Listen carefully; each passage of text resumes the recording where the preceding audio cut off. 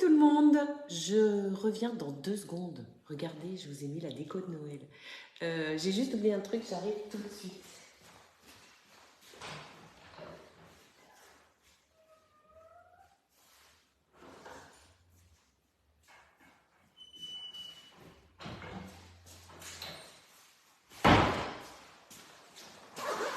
Comment ça va? Je suis là, faites-moi des coucous. J'arrive, j'ai pas déballé toutes mes affaires, j'ai même pas mis mon tablier. Non, mais on va pas aller dessus. Coucou Janine. Alors, j'arrive, je suis à vous. J'étais en atelier hier soir chez ma nouvelle filleule Claire et du coup, j'ai pas tout déballé. C'est pas grave. Allez, c'est parti. J'espère que vous êtes en forme. Coucou Nicole. Nous sommes à quelques jours des vacances, des préparatifs et je vous propose donc, hop, je vais essayer de retrouver mes petits, voilà. Je vous propose donc de travailler le chocolat. Allez, allez, je vous attends. C'est mercredi, c'est l'heure. Moi, j'ai lancé mes yaourts pour demain matin.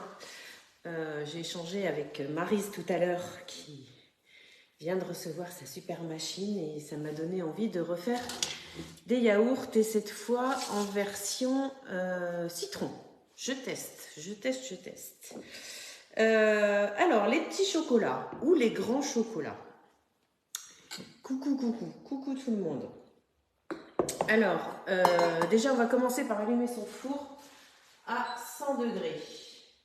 Je sais qu'il y en a parmi vous qui m'ont laissé des petits messages, qui regarderont en replay et qui feront en direct du replay. Donc, on y va. Coucou Cyril. Donc, l'avantage, ça va être de faire nos petits chocolats maison. Que ce soit pour nous, pour sa consommation perso.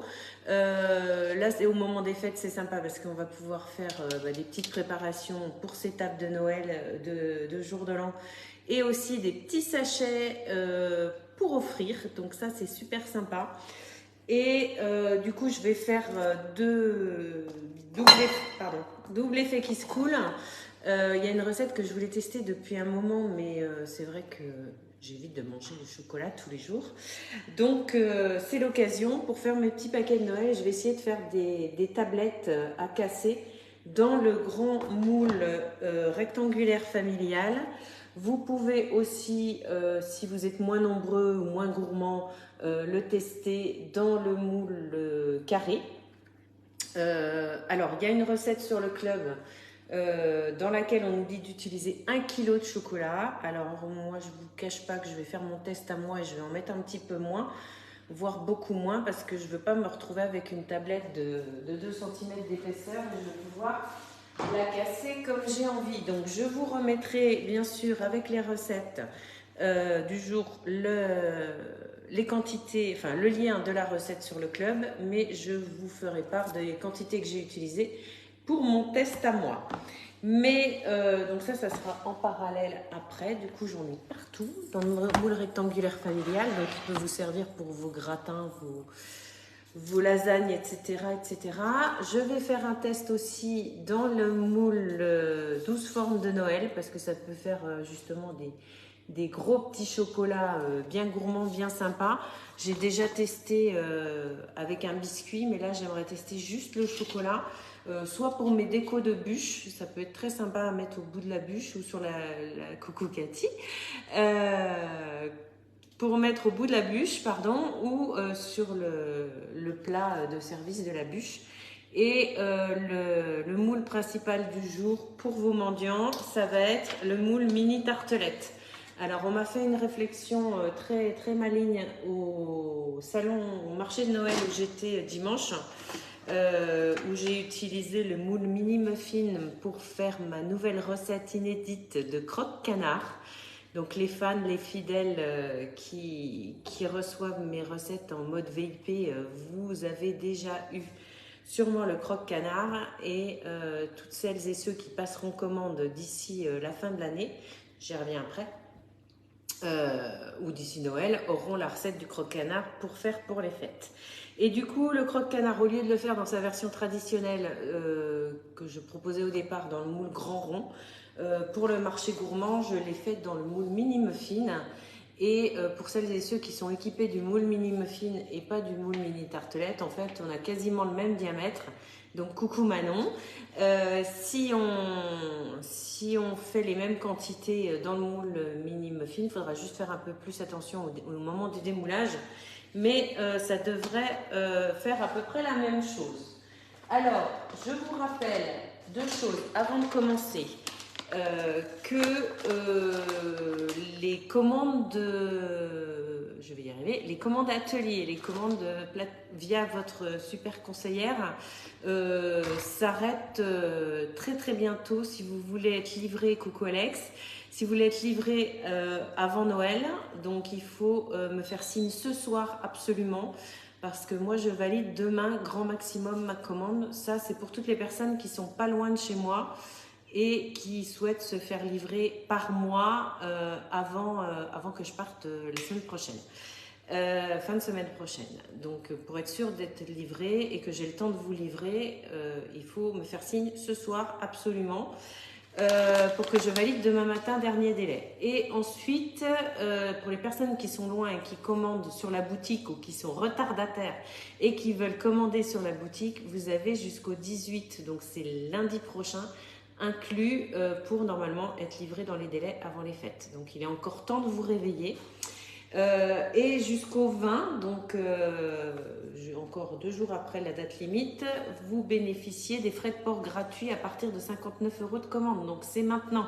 Si vous avez encore des cadeaux à faire, je vous rappelle que vous pouvez y trouver des cartes cadeaux. Vous pouvez y trouver des coucou Manon, Janine, pardon, je vois coucou Manon, coucou Janine, coucou Cathy, coucou tout le monde, une autre Cathy. Si vous voulez faire vos bûches, il vous manque des purées de fruits, il vous manque des ingrédients, il vous manque du chocolat, il vous manque un moule bûche, et bien c'est maintenant, vous pouvez y aller, vous avez encore le temps, dépêchez-vous. Mais ne perdez pas trop de temps. Donc je vous ai sorti mes 2 chocolats préférés, le chocolat au lait Alunga 41% qui, pour les fans de chocolat au lait, est top. Et pour les personnes qui, comme moi, au départ, n'étaient pas trop fans de chocolat au lait, il est suffisamment corsé pour être super addictif et super gourmand. Et mon chocolat noir Inaya à 65%, donc qui va me servir pour mon grand moule. Alors moi j'ai choisi le carré parce que c'est mon premier test, comme ça me donnera une idée pour le grand. Comme je vous ai dit, je ne veux pas faire trop en quantité et je ferai mes petits tests de moule de Noël après et vous aurez toutes les quantités dans ma prochaine newsletter.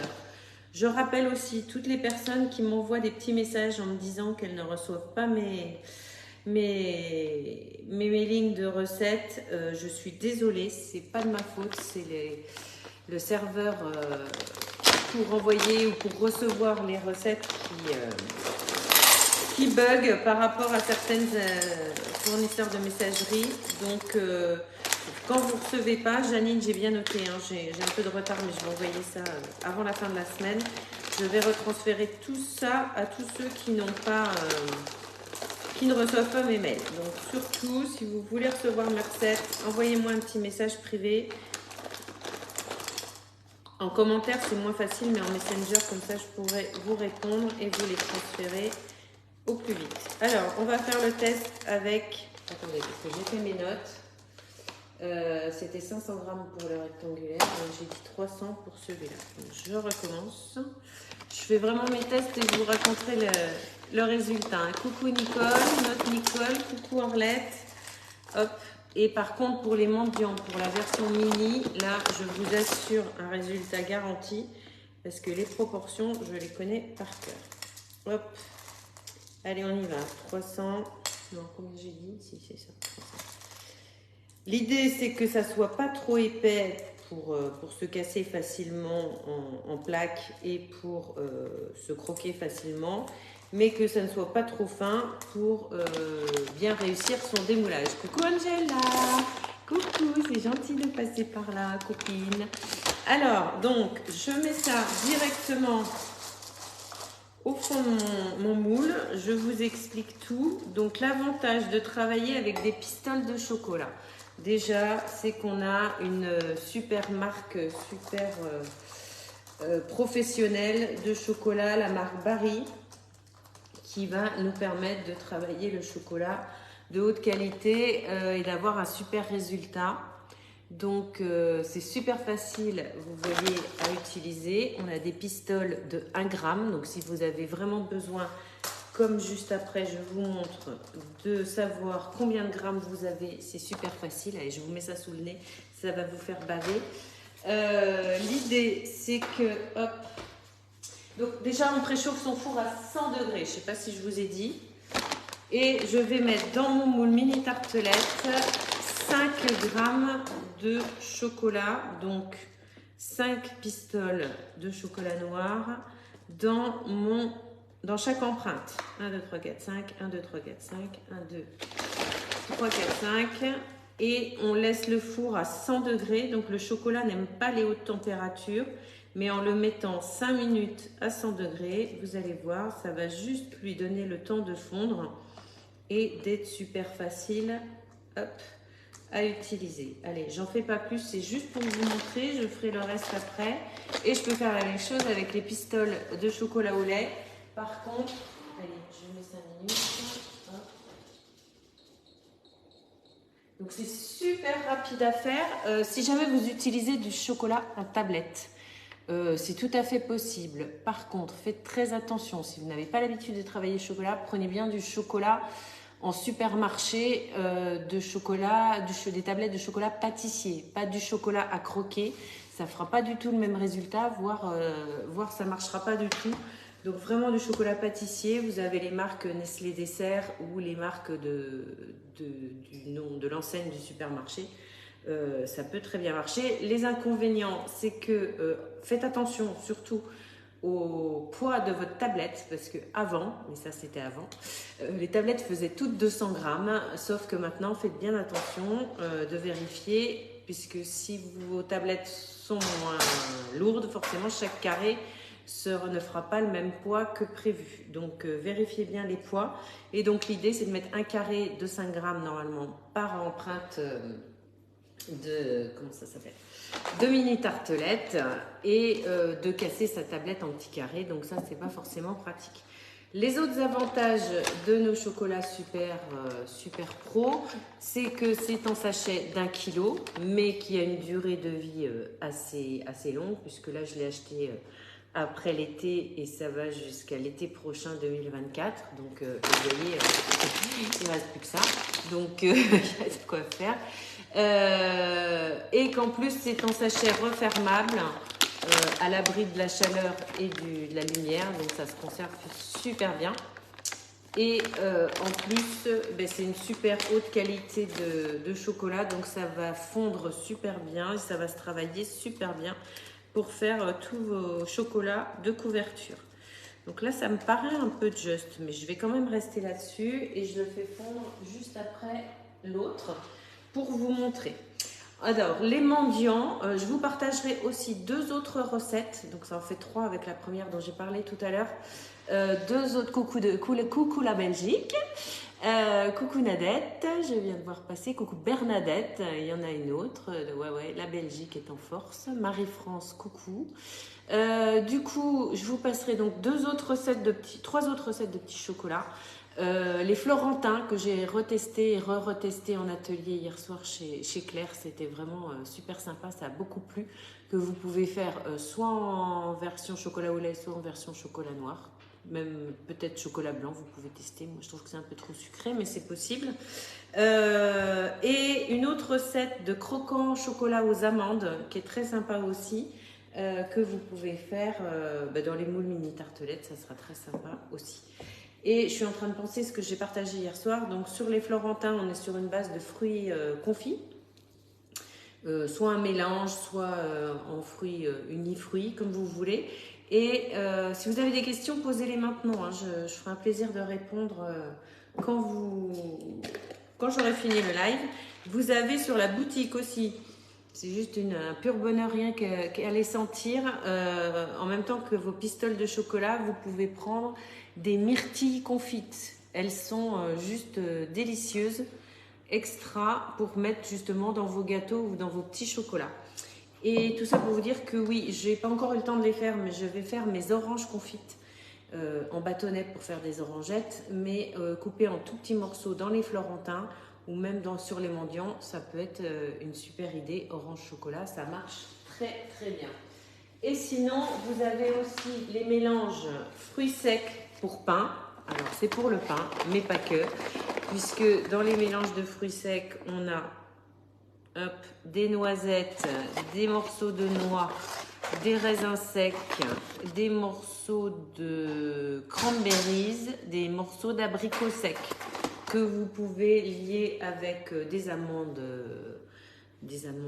effilées ou des amandes entières, c'est comme vous voulez, à déposer sur les mendiants. Donc les mendiants, c'est juste du chocolat fondu, ça arrive, 30 secondes. Et des fruits secs déposés par-dessus. Ensuite, on fait prendre au froid ou à température s'il ne fait pas trop chaud et à démouler. C'est juste nickel pour faire des petits sachets de chocolat. J'arrive. Je vais prendre mon gant. Je vais prendre mon dessous de plat. Non, je vais mettre autre chose parce que je vais vous montrer une astuce. Et si je mets ça, ça va faire trop de bruit. Je vais prendre ça.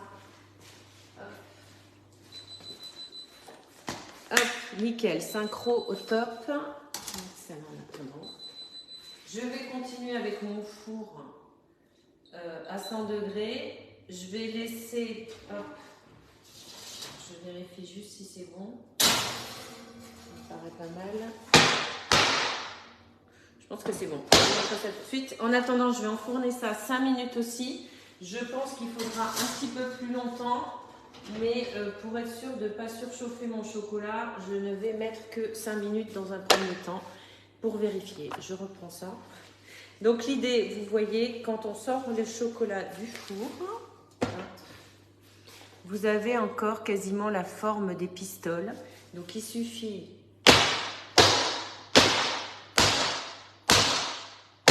de tapoter plus ou moins vigoureusement sa plaque pour répartir le chocolat uniformément dans le moule.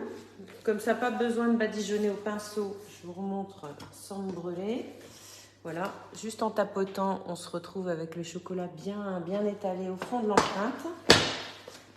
Et ensuite, il suffit juste tout simplement de déposer des petits fruits secs. Alors là, la myrtille chocolat, ça doit être pas mal. Je vous dirai. Je vous invite à tester. Maryse, si tu n'as pas fini ton panier et que tu aimes les myrtilles, dans les glaces aussi, ça devrait être super, ou dans les yaourts, ça devrait être super sympa. Donc, on va faire myrtille noisette. Et les prochains, chocolat au lait, je mettrai le mélange spécial pain. Hop, voilà. Donc, vous appuyez légèrement pour que les fruits secs rentrent un petit peu dans le chocolat, mais pas trop pour que ça reste pas complètement caché dans le chocolat. Voilà, juste pour que ça tienne. Et ensuite, le plus dur. Vous allez deviner ce que c'est le plus dur? Dites-moi, c'est quoi le plus dur de la recette? Coucou Corinne, coucou Valérie. Hop, dites-moi à votre avis là, celle qui était là depuis le début, ça va être quoi le plus dur dans la recette? Allez, je vous laisse quelques secondes parce que je sais qu'il y a toujours un décalage entre ce que je vous demande et les réponses. Pourquoi ça va être dur l'étape d'après? Dites-moi, je vous les mets sous le nez comme ça vous les verrez bien. Allez, il y en a qui sont là? Alex, t'es toujours là? Dis-moi pourquoi ça va être dur la prochaine étape. Ne pas tout manger, oui, mais avant. C'est encore plus dur. C'est d'attendre. D'attendre que le chocolat soit figé, pris pour pouvoir les démouler et pour pouvoir les manger. Et après, effectivement, une autre étape, c'est de ne pas tout manger. Ou alors, coucou Christine, coucou Suzy, ne pas faire la gourmande. Oui, aussi. Mais après, l'astuce pour ne pas faire la gourmande, je vous montre, j'en ai par ici. Moi, j'ai trouvé la solution pour pas tout manger. J'ai acheté des petits sachets comme ça, voilà. Je les mets dedans et je fais des petits paquets cadeaux préparés pour mettre au pied du sapin ou sur la table des invités. Comme ça, une fois que c'est enfermé, oui c'est ça, Cathy, attendre que ça refroidisse. Tout à fait. Coucou Vanessa. Et du coup, voilà. Donc pour accélérer le refroidissement, petites astuces au pluriel. Comme on a enfourné sur une plaque alu et que c'était à 100 degrés, ça va forcément rester chaud très longtemps, plus longtemps. Donc l'astuce, c'est de débarrasser et d'enlever la plaque alu qui est chaude, éventuellement d'en mettre une froide dessous et de passer au froid. Alors, de la même façon, petit conseil, évitez le congélateur et évitez les changements de température pour le chocolat. Parce que le chocolat, c'est fragile. Et du coup, là, je vous ai proposé une version sans tempérage. Le tempérage permet de bien utiliser le chocolat pour vos petits chocolats et d'éviter qu'ils blanchissent, etc. Coucou Martine, etc. Du coup, là, on est vraiment sans tempérage. Donc, c'est super pratique, super facile. Mais il faut quand même faire attention pour que le chocolat ne blanchisse pas. Et les changements de température... un coup au congèle, un coup au froid, etc., risque d'accélérer le... Je sais pas si j'ai une plaque là. Oui. Risque d'accélérer le blanchissement du chocolat. Donc, si vous avez la possibilité, si vous avez une pièce un peu plus fraîche, pas forcément dehors parce qu'avec la météo actuelle ça va être compliqué, mais une pièce un peu plus fraîche, vous pouvez les mettre à côté et ça va cristalliser tout seul. Et si vraiment vous êtes très pressé, bah, passez-les un petit peu au frigo pour que ça aille plus vite, mais les laissez pas trop longtemps. Voilà, je crois que je vous ai dit pas mal de choses. J'ai déjà choisi la recette du live de mercredi prochain. Et je ne vous promets rien, mais il est fort possible que d'ici la fin de la semaine, vous ayez soit une petite vidéo, soit une autre recette en live. Parce que la date approche et que une idée de recette par semaine, c'est pas assez. Donc si vous en voulez plus, je vais faire en sorte de vous les partager. Et autre chose, pour celles et ceux qui débarquent, qui arrivent aujourd'hui sur ma page, je vous invite à la suivre. Parce que donc du coup toutes les semaines je vous fais des lives de recettes que vous pouvez regarder en replay en remontant le fil et tous les jours depuis le 1er décembre je vous partage une petite astuce ou une petite recette ou une grosse recette en guise de calendrier de l'Avent. Et aujourd'hui, celle d'aujourd'hui, je l'aime beaucoup. Je l'ai pas faite depuis longtemps parce que je peux pas offrir ça tous les ans. Mais comme j'ai des nouvelles personnes dans mon entourage à gâter, je vais peut-être m'y mettre. C'est un SOS brownie. Donc, on prépare les ingrédients secs d'un brownie dans un bocal avec la recette imprimée dessus et un joli ruban. Et on l'offre pour, comme je le dis, des gourmands en détresse ou des personnes qui... veulent faire des petits cadeaux ou qui ont besoin en urgence d'un gâteau, et ben il reste juste à rajouter les ingrédients, le beurre et les œufs, et du coup on a un brownie presque tout prêt. Voilà, mais fait maison, donc ça c'est top. Je reste à votre disposition si vous avez des questions. Je vous envoie toutes mes recettes au plus tard lundi prochain. Et si en attendant vous avez besoin, faites-moi un coucou, allez surfer sur la boutique, profitez de la livraison gratuite et puis faites des belles choses en cuisine et ne mangez pas tout. Allez, je vous souhaite une très très très belle soirée. Je vous remercie tous pour votre fidélité et je vous dis à très bientôt. Bye bye Cathy, bye bye tout le monde. Ciao ciao.